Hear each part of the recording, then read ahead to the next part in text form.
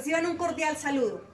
El día de hoy vamos a preparar un método que es muy popular alrededor del mundo y es la prensa francesa, conocida también como cafetera de émbolo o pistón por este sistema que tiene, en donde, como ustedes ven, tiene obviamente un émbolo o pistón. ¿Qué vamos a hacer entonces? Vamos a tener nuestra prensa francesa, vamos a realizar un precalentamiento.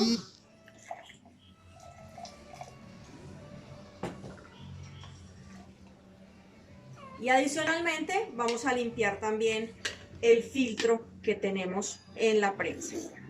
Vamos a purgar con el agua caliente. ¿Listo?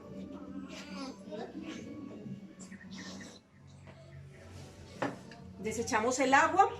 En este caso vamos a utilizar 8 gramos de café por cada taza de 100 mililitros. Lo que significa que vamos a emplear 16 gramos de café en molienda gruesa.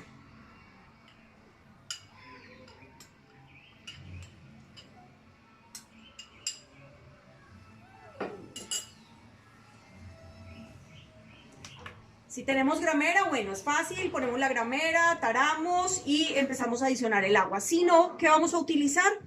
La medida que vamos a utilizar de café es una cucharada sopera de café por cada taza de 100 mililitros. ¿Cómo medimos los 100 mililitros si no tenemos una gramera disponible? Lo vamos a hacer entonces con una taza medidora o con un tetero o cualquier recipiente que tenga medición en mililitros, ¿sí? Vamos a utilizar entonces, como vamos a hacer 2 tazas de café, vamos a usar 16 gramos, vamos a adicionarlas suavemente.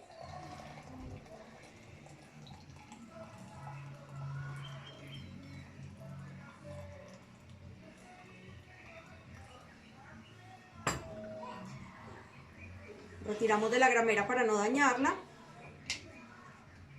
Ubicamos la tapa y vamos a bajarla hasta que toque levemente el café. Vamos a esperar entonces 5 minutos y después de los 5, entre 3 y 5 minutos, vamos entonces a bajar el émbolo o pistón completamente y vamos a servir nuestro café. Recordemos, ¿qué temperatura de agua podemos utilizar? En este caso 90-92 grados centígrados. ¿Qué significa punto de ebullición? Si se nos hirvió el agua, lo que hacemos es la bajamos del fogón, porque nunca vamos a utilizar agua que recién hirvió, la bajamos del fogón y esperamos más o menos 1 o 2 minutos dependiendo del clima para poder utilizar el agua. ¿Y qué otros métodos tenemos si no tenemos café en molienda gruesa? Podemos utilizar un procesador de alimentos, una licuadora o cualquier otro medio para moler nuestro café. Si de pronto, que ya lo vimos en las variables de extracción, si de pronto la molienda no nos queda muy gruesa, entonces rebajemos un poco el tiempo de extracción para que no haya una sobreextracción de nuestro café. En este momento yo le estoy tomando el tiempo al método como tal, a la preparación del café, y ya vamos entonces, cuando pasen los 5 minutos, vamos a servir nuestro café. Bueno, ya pasaron nuestros 5 minutos de la preparación, entonces ¿qué vamos a hacer? Vamos a bajar el émbolo y vamos a proceder a servir.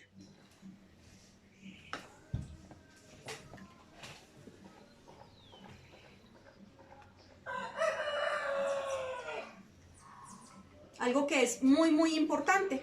Una vez preparemos nuestra prensa francesa, si nos sobra café, lo más importante es que lo pasemos a otro recipiente. ¿Por qué? Porque si sigue en contacto el café con el agua, que en este caso ya sería la bebida como tal, se va a generar una sobreextracción de nuestro café. Vamos a tener un café con un sabor muy desagradable. Vamos entonces a proceder a servir. Recordemos, cuando le servimos al cliente, debemos servirle al cliente siempre con el asa del pocillo sobre su derecha, salvo que nos hayamos dado cuenta que la persona es completamente zurda. Terna, plato, pocillo, cuchara con servilleta. Esa es la forma de hacer el servicio completo. Aquí, para ustedes, volteo el servicio. Para mí, está en la posición adecuada. Esperemos que disfruten su café. Bueno, mientras disfrutamos nuestra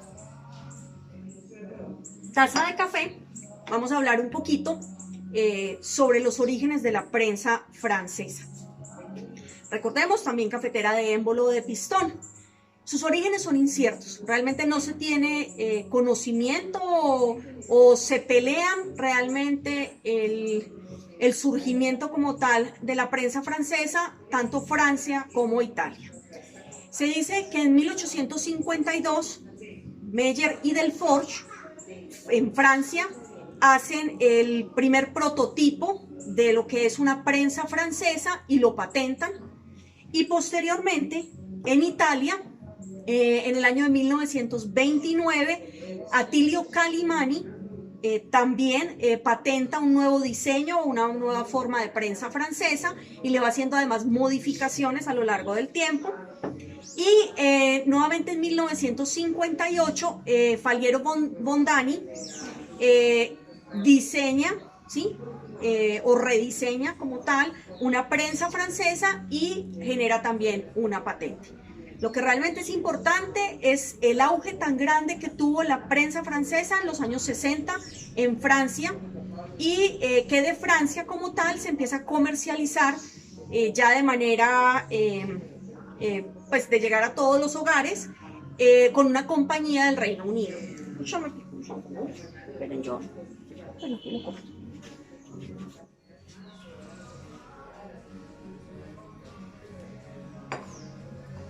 Bueno, mientras disfrutamos el café que preparamos en prensa francesa, vamos a hablar un poquito sobre los orígenes de la prensa como tal.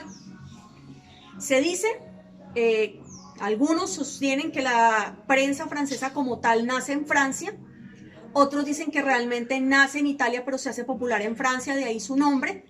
Pero la realidad es que en 1852 Meyer y Delforge en Francia generan una patente para un método de preparación que probablemente no tenía el mismo nombre, pero tenía los fundamentos y los principios de lo que era la prensa francesa.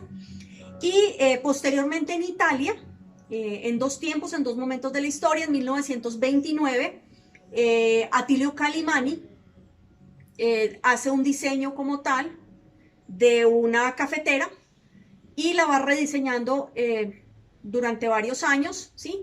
Hasta tener un prototipo final de lo que sería la prensa francesa.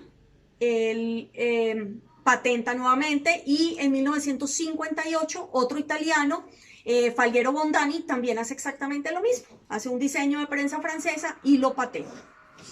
Es un método que se dice que fue muy popular en Francia en los años 60, y de Francia como tal parte hacia el Reino Unido, que es donde hacen la comercialización a gran escala del método como tal, mediante una empresa que se llamaba La Cafetière. Son ellos los que hacen el diseño y el prototipo final, entre La Cafetière y Bodum, que es otra marca también de prensas francesas. Fueron los pioneros en la comercialización como tal del método.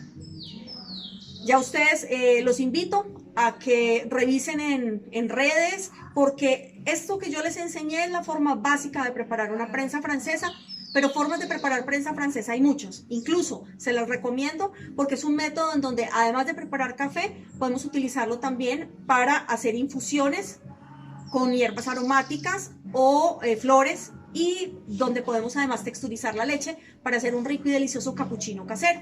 Entonces es un método muy versátil que todos deberíamos tener en nuestro hogar.